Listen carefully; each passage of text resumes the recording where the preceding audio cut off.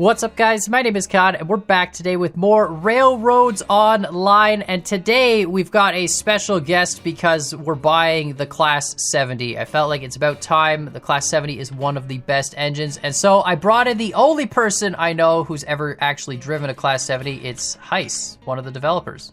Howdy, howdy. Thanks for having me on. Anything we should know about the Class 70 while I buy it here? I'm just going to scroll through the menu. Yeah, so the Class 70 is the historical version of the locomotive that I've operated called a C-19. In 1924, the Denver and Rio Grande Railroad became that's the why Denver it's and Rio Grande DNRG. Western. Yeah, they changed in 1924, and it was the Class 70 up until 1914, thereabouts, when they actually started to rebuild them and reclassify them. So this is weaker slightly than the one that I've operated because it had a different material in the boiler. I believe it was built with wrought steel, and then in 1914 they gave it an actual steel boiler. So they raised the pressure from 130 to 160 in 1914, which made the tractive effort go up to 19,000 pounds. But the one that we have in the game is accurate to the 1881 as-built Denver and Rio Grande Class 70 from Baldwin Locomotive Works. And it's beautiful with the way that it's textured and the way that it looks. I mean, the 1870s to the early 1880s was really like the romantic period of locomotives when they were, really being painted and gussied up and put, shown off as a piece of art. Right. Before things just got all painted black with some amount of trim. So, question I have, which is, so there's different types of smokestacks, right? And as far as I've been told, that's like an ash catcher to prevent ash from going out and lighting forest fires.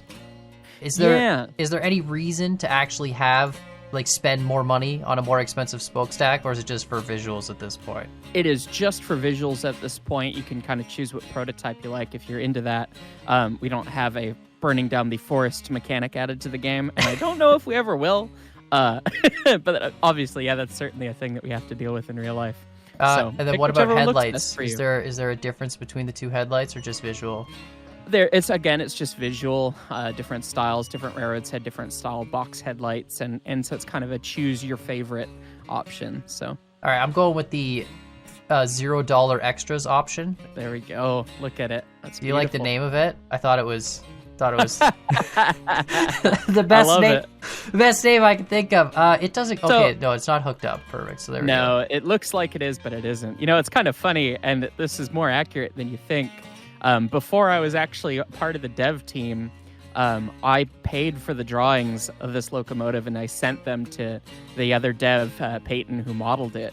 Really? Because I wanted it in the game. So he's like, well, I just need drawings, and then we could do it. And I was like, okay, where can we find the drawings? And he sent me a link to it, and I was like, that's like $10. I'll pay $10 to get this locomotive in the game. It's awesome. It's more my baby than you'd think. Does it come full of water at all? Like, does the tender come filled, or is it always empty? I know it's full of wood, but... They're full of wood, but yeah, the water level's not full. And I don't think it's entirely empty either, and some of them don't get all the way empty just because the way that the texture collision works out. Right. We couldn't make it so that they get all the way empty without doing a bunch of obnoxious coding, and so maybe a QOL thing later, but just like the real thing, you can't really empty a real tender anyways, because... It just feels like one of those batteries not included sort of things, you know what I mean? Like, it's like... a little bit, yeah. Tenders doesn't come hooked up, it's got no water, at least we gave you some wood, but, batteries aren't included, you know what I mean? It's kind of what it feels like. I mean, you got this water tower here, which is nice, but...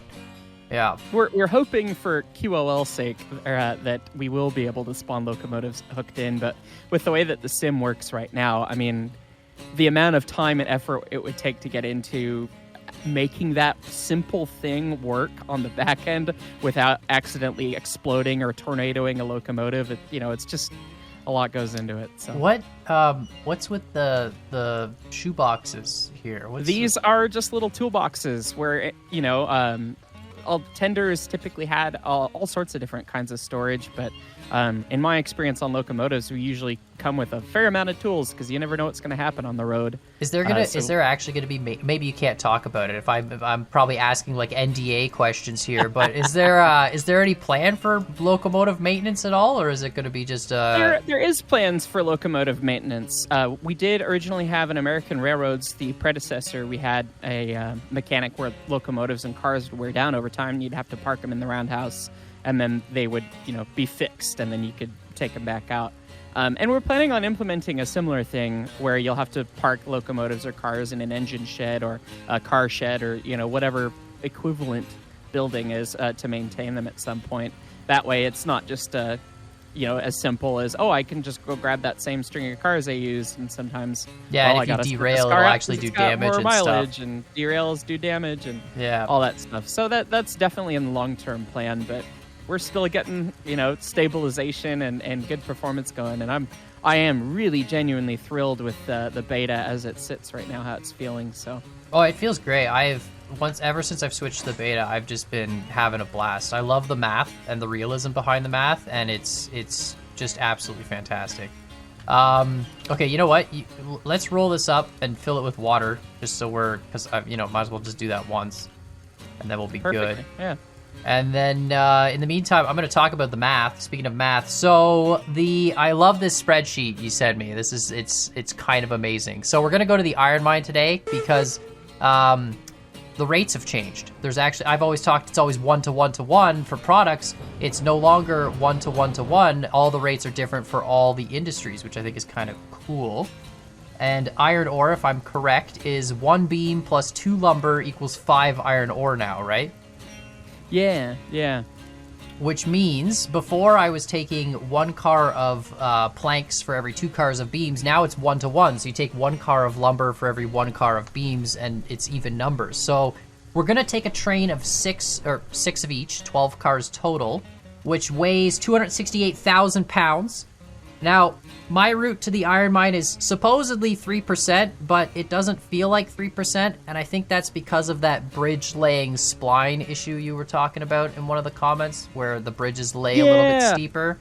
So I thought we had gotten that fixed, but the steel bridge and the wooden bridge, for whatever reason, they don't lay quite exactly at the same grade percentage as the fills do. Right. So if you put down 3%, it actually ends up being a little steeper or that kind of thing. So our caution right now is just, lay bridges, vaguely half of what you've been doing. And that should probably be okay for now. But we have to change the actual models themselves in order to get the calculation correct, which involves a fair amount of work and then retexturing and stuff. So it's, it's not as just easy as just changing one value. So realistically, my bridge could be 4% or more if I laid it. It could at be, 3. yeah. So we'll have to hit it with some speed. Right. So it's a pretty long run up to the iron mine. I don't know if we'll make it. I mean, worst case, we'll just bring another engine. But here's the thought. So we got a 268,000 pound load. The Class 70 at 3% pulls 334,000 pounds, 335,000 basically. And at 4%, it pulls only 229,000 pounds. So our load is like right in between the 3 and 4% numbers. And I'm assuming the run is going to be right in between the 3 and 4% numbers. So, Sounds like a tonnage run to me. Yeah, so I think it'll work. It's 12 cars. Worst case, we'll drop a few cars, drop the load off, come back, pick them up. I did that with the Porter the other day. I put the Porter right at its weight limit, and it works. It cuts out right at the weight limit. It's really cool. So I figure, us in the industry call that doubling the hill. What? So where you set half the train behind, and you take it at 2 goes. So then you go up with the load and then come back and bring the other half, and That must happen a lot, actually, I would imagine, on super steep tracks and stuff. It happens on the real railroad. I mean, it does. Not necessarily mainline, like the big railroads in the U.S. are trying to avoid doing that, but I've heard of it happening on short lines just around my own community, so it's definitely a thing that happens. So you run the Class 70 in some historic railroad somewhere in the U.S. in I think, what was it, Colorado or something like that? Or yeah, I used to work for the Colorado Railroad Museum, and now I still volunteer there, and I fly back every now and then. I live up in Seattle these days, but yeah, I've operated the Class 70, the modern version, the C19, and then its cousin, the Rear Grand Southern number 20, which is a T19, similar in size, but kind of a different beast because it's only got 6 driving wheels. And then the big monster, which is going to be one of the bigger engines in the game, the K37 class, which is I'm looking forward to see that in game because it will look absolutely huge compared to this thing. This thing doesn't even fit on the round table, I've noticed. It's, it doesn't. You need a bigger round table. This thing's not going to fit. Loco and tender separate. It would. Yeah, that is coming. And you can apparently turn it if you derail either one of the tender trucks or the pilot truck, is what I've been told. I've never tried it myself. But... You can turn it? Like... Yeah, even though it doesn't fit, you can still make it work, apparently. I've seen screenshots before. I gotta go run that switch way up there for you, otherwise we're dead. We wouldn't want me yeeting another train off the tracks. Yeah, well, at least there's no damage. This isn't my railroad this time. So. Yeah. I'm just trying to think of all this. No, that switch is bad. That switch, yeah, because we gotta have you back in, and then we'll pick up the load. So when if you run the trains at the Colorado Railroad Museum, it's like, do they have their own little track, like circular track, or do they run on like actual track, or like what's the deal? Where do they run these things? It's just like it's 200 feet shy of a half mile, so it is the cutest little circle. But it's kind of funny. It's laid on a super steep hill, so we actually have 3.5% grade up and then 3.5% grade down. That's funny. So you really have to exercise good train handling because you're always changing something. It's really unlike running on a real railroad either. And they just run them with like passenger cars or something, like a couple passengers. Yeah, keep going. Yeah, a couple passenger cars or converted freight cars for rider purposes, so that people can ride behind it and hear what it sounds like and see what it looks like. It's really cool. All right. And you guys have to do all the whistle. I noticed it was funny. I was telling my buddies when I was playing with you last, you do all the whistle signals properly, and I don't. Like it is ingrained in my brain at this point. Have to run the whistles. I gotta cut off the last one here and then undo all the brakes. I park every car with every brake on. I don't know if that's a real practice or not, but I do anyway. It depends on the territory. I mean, if you were leaving the train on a steep hill, you would. Right. But the typical rule that I have seen is if you're on perfectly flat, a couple is fine, but the general rule of thumb is about 40% if you've got a lot of cars. So. All right, we're good. I think we're good to roll out. I don't know which... so whenever you're driving a train, you have the engineer who drives the train, right? And then you have the conductor who manages the load or whatever, right? And manages all the switching, I guess? Or I guess you'd have switchmen as well? So it depends. I mean, if you're talking these days or back in what the game is representing. These days, you just have an engineer and a conductor, and the conductor is the boss of the train. He actually is the owner. He's responsible of all the moves that they're going to do, and the engineer just makes them happen. He actually drives the train, or as we say in the industry, runs the train. Right. But in this era, you would have had typically like a 5-man crew where you have an engineer and a fireman. Fireman shovels the coal or throws the wood in and manages the water. He's also responsible for the left side of the track. So if we're going down the railroad and we're going around a left-hand curve, I can't see, past the train. I can't see past the boiler. Right. So the fireman has to watch. And then I get the rest of it as the engineer. And then you typically have a couple brakemen, one for the front end, one for the rear end in the caboose. And then the conductor would also typically be in the caboose. But the conductor is in charge of operating, staging operations. Like, okay, well, we've got 12 cars and we've got to set out the middle 2 cars at this siding. The conductor tells the engineer where and when he can go. And the engineer is responsible for making it happen safely on the train. So... very different than these days, but back in these days, I mean, even probably... I will say it is kind of nice that the game is made in a way that, you can do it all as one person. You don't need, a team of 5. You can throw in your wood and, you fill up your water, and then it kind of, self-regulates. It's kind of nice that it's not It is nice, and we've talked about it. We do want to make sure that it stays nice for one player, but we do want to also have... a mode that's a little bit more realistic, because if we were actually running like this right now where I've got the throttle wide open, you would be pitching wood constantly. That would be all you would be doing. I've seen some videos of that, actually. I watched, I don't know if you sent me the video or someone else did, but I watched a video of a live loco being done with a coalman, and he's got a foot pedal to open the shutter or whatever, and he's just shoveling, and then foot, shovel, foot, shovel, foot, and he's just throwing coal in every 3 seconds. It's crazy. Yeah, depends on, the grade and how much train you're pulling. But yeah, sometimes when you're running up a steep hill, that can be a lot of shoveling. All right, you're good for a bit. I'm just, just casually running next to the train. Not this switch, but the one after I have to flick. Okay. To the left. And I don't have a Y here because every episode I talk about how I'm going to build a Y and I never have actually built it yet, even though it's would take 30 seconds. So I don't have a Y here. I heard so you mention that in your last episode. Yeah, I was kind of wondering it's if just a talking I would come point. in and sneakily put it in while you're while you guys were doing something. If we had a big multiplayer session or something.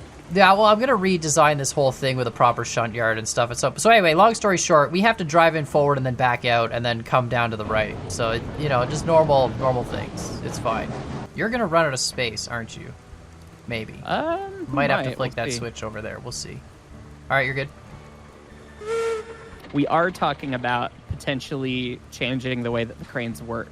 Oh, yeah? Right now, obviously, you click once and you get one load, and you have to load, for 6 a lumber times car, that's per car. 6 times. Yeah. What we've been discussing is a way to make that better, particularly now that we're making more things, more tools where the car holds a lot. Right. And we're talking about doing upgradable industries where yes, you please. can upgrade Yes, it so that please. the cranes... Let me make it load the whole car in one once I've upgraded it. That would be amazing. That is the thought process, do it in a couple stages so it does half a car or a quarter car, whatever, number makes sense. Obviously with 6, maybe it'd be 2, then 3, then 6 or whatever. Yeah. But do it so that the game can scale with you. Because, if you're loading 4 log cars behind Betsy in your first lumber run, that's no big deal. But if you're loading, Yeah, I ran a 24 car train with Dapper once, and it took us a half hour to load the thing, which I get is realistic. Okay, but that's not the fun part of the game. Yeah, but is it? you're just sitting there okay, let's click on these cranes. Back. It would be curious to see the amount of crane clicks as a statistic that I've done in playing this game. You know what I mean? It's got to be a lot, right? You'd think for sure. All right, last beam. Last beam. It only took 35 seconds. Wow, that was so crazy. Look at that. Look at that. The so magic good. Of camera editing technology. You too can load your train in 30 seconds.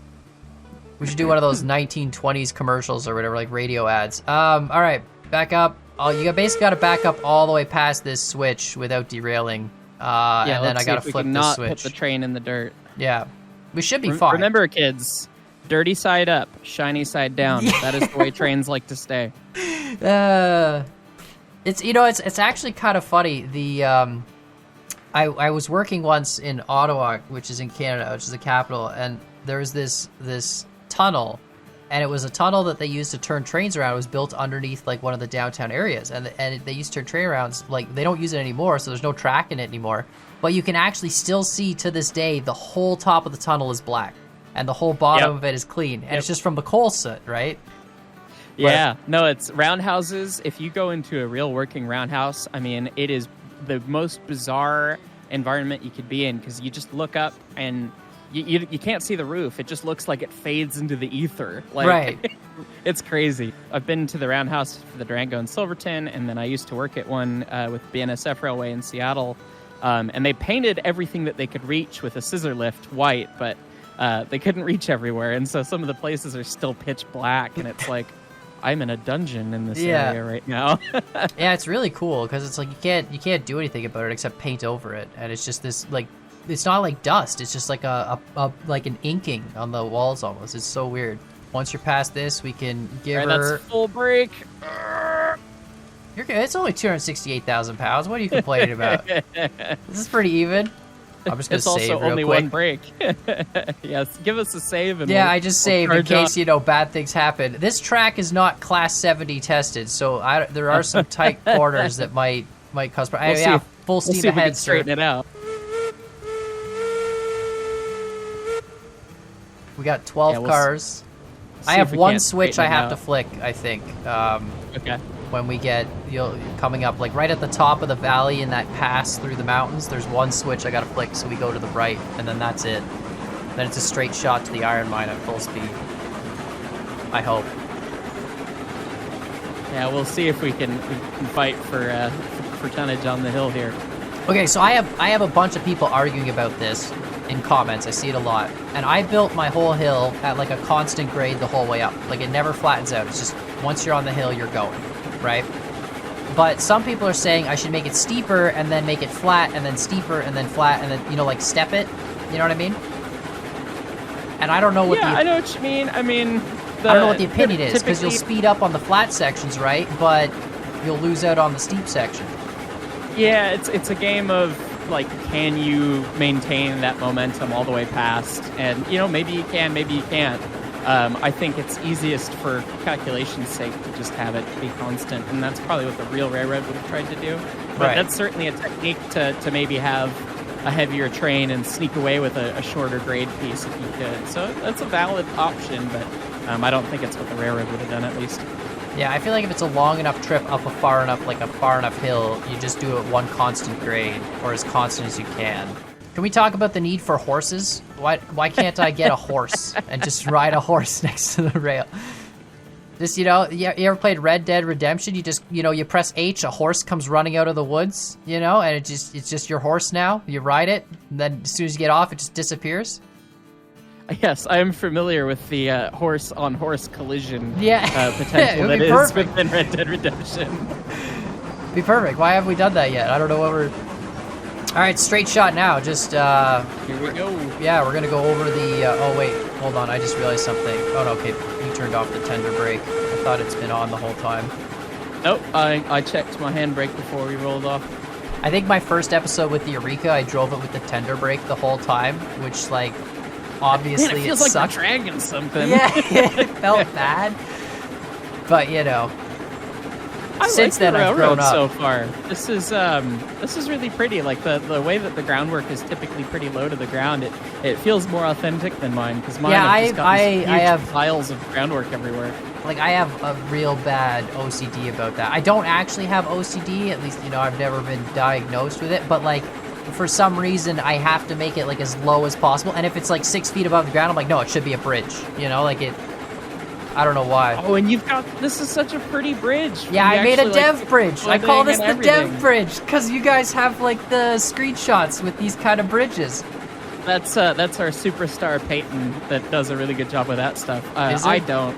Yeah, I cannot lay nice track like this. This is actually really cool. I went and I saw the screenshots on the menus, and I'm like, man, I have this huge canyon to cross. And originally I built this just by, like, linking straight pieces together, you know? So it was just a flat floating track. And then I'm like, okay, I gotta go back and do the groundwork. And yeah, I saw those screenshots and was like, man, there's gotta be a way to do that. And sure enough, now we're on the death climb of... All right. So it begins. Here we go. This is 3%. I mean, it's either gonna, you know, but if what you're saying is true with the bridges, this might not be 3%. It might be more. Yeah, it's hard to say. We'll see what it does. Yeah. We still have the whole It is logo. bogging down a smidge. We've lost a little speed, so. That might be the turn though, too, right? Like it's. It could be. It could be the turn as well. Oh boy. It's crazy to me. I was looking at the stats earlier, and the Class 70 has more pulling power than the Heisler until you get up to 6% track, and then the Heisler becomes more powerful. Yep, it's all about self-weight, because the self-weight is based on fully loaded engine and tender, so all the wood, all the water, which I will note for everyone, it's not simulated right now. We just have full weights. So eventually we'll have, you know, your firewood weight and your water weight calculated in there. Good Lord, this is a sharp curve. Yeah, it'll be fine. I was hoping you wouldn't notice you were talking. That's the killer. You got me monologuing. Yeah, that's a kink, not a curve. Yeah, this all track right. needs I've got some some on my maintenance. railroad, so. There's another one coming up. There's another Death S-bed that's kind of bad. This track needs a little bit of a redo, to be honest. Need to realign it. Yeah. Yeah. So anyways, the Heisler is a lot lighter because it's just an engine. It's not an engine and a tender. Right. So the Class 70, I mean, when you start getting into those really steep grades where self-weight becomes really important. So what you're saying is we should ditch the tender. And ditch the tender and Sid Meier's railroads it. Yeah, just hold just cars. Just hold firewood in your hand, fill it up before you go, and then hold the rest in your hand the entire time so you have it ready. That is a strategy, and now people are gonna try it, and I'm gonna see screenshots, and I'm gonna cry about it. But Yeah, you know. no tender on the Class 7. So this is the other kink right here. This is the death. See that one right to the straight ahead? It's not too bad. That's not as bad as those first ones were. True. I don't know. This is getting tough. I don't know if we're gonna do it. This is what I'm saying. This is usually where every engine dies. Is right on this stretch. Yeah, this bridge looks like it's steeper than 3, so as long as we can make it across, I think we might have it. It's that last wooden bridge up ahead is the last, like, stretch. It starts to shallow out on that bridge. The one coming straight up. There's another kink here, too, that's kind of death. That's not great. Yeah, right when you're at, like, the slowest point, I put a death kink. As much sideways friction as physically possible. Yeah, no, I thought it was good. I thought, it needs some fixing. Yeah, this line is pretty bad. It needs a whole this might make it, though. We are so close. Come on. I mean, we ditched one car and we're going to make it, but, like, this might actually just do it without... I believe in my baby. Yeah. Yeah, it's about the speed that the real one would be rocking itself back and forth, left and right, super hard, because it's the main rods are so short on this type of locomotive that it jiggles left and right. Yeah, and they're offset, right? Like they go one after the other, not simultaneous. Yeah, they're 90 degrees offset, so that your engines, when one engine's at front dead center or back dead center, the other one's midway through its power stroke. So, so maximum power on. Yeah, that makes sense. But look at that, we're speeding back up. We made it. I can't believe it. I actually can't believe it. It was so cool. So it's like right there. It's the 268,000 pounds. It's like right in that threshold between doable and not. 3 and 4%. We knew it was going to be right up against it, just with the way that the railroad is. And I mean, that was just about a perfect slog. That was great. That was awesome. I can't believe that worked. It's only because you were here. The Class Heavy's like, dang it, I can't disappoint.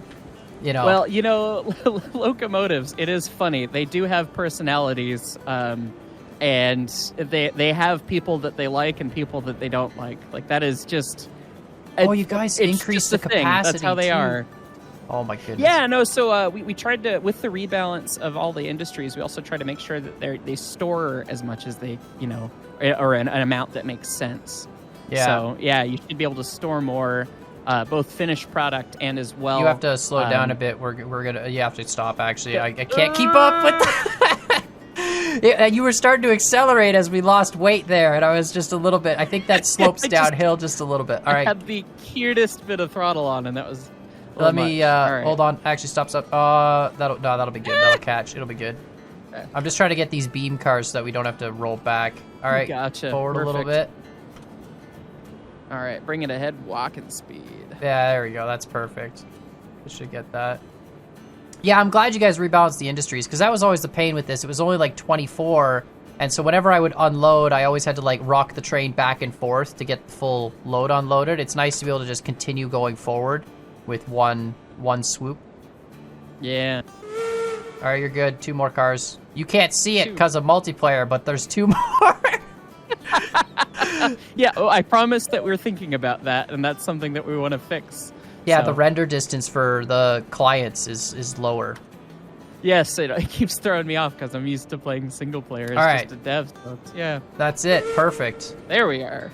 So that is 20 lumber and 13 beams. So I guess normally I unloaded perfect amounts, but I have 3 extra beams probably because I unloaded like mid-update or something. Like I unloaded and then the update happened, so it consumed. But now look at that, 65 ore. Yeah. That's so great. Yeah, 5 ore per. You're going to be able to run a nice big ore train down to the smelter, and that'll be hilarious down your railroad, I think. Yeah, this, if you thought that was bad, the one going down is even worse. It's like 6% death. Uphill slow. Here's the mantra to live by on the railroad.